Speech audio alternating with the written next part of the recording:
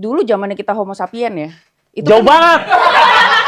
Gak dari Big Bang teori sekalian. Terus kita dari mikroba. Gue ada poinnya nih. Ya udah. Jadi gini. Awas ya kalau poinnya akhirnya.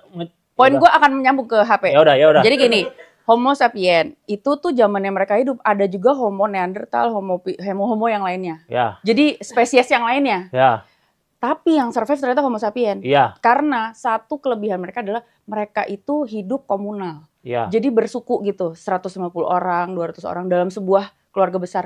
Nah, kenapa mereka bisa ngumpul jadi satu grup itu? Karena ternyata mereka punya kebiasaan kalau malam-malam api unggun tuh mereka makan bareng-bareng, mereka cerita-cerita, mereka denger cerita dari si nenek yang paling dituakan, dia kasih cerita ke anak-anak cucu-cucunya, dan dari situlah terjadi bonding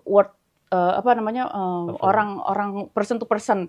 Dan dari cerita itulah dia jadi punya kebiasaan bahwa kita itu hidup komunal, kita itu satu suku, gue nih satu marga sama lo gitu loh. Kenapa mereka jadi survive? Karena ternyata pada saat mereka hidupnya bareng-bareng, mereka jadi kalau kena bencana alam, kena suku lain, terus mereka perang, mereka jadi bisa lebih survive karena mereka saling membantu, saling menjaga.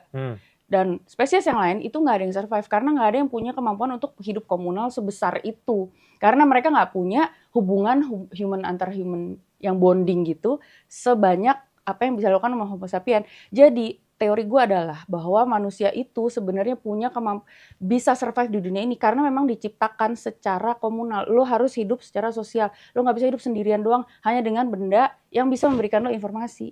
Karena lo memang by nature lo tuh di dalam otak lo tuh wired untuk bisa punya empati. Kenapa punya empati itu penting? Karena punya empati itu membuat lo kagak orang jadi kayak gini.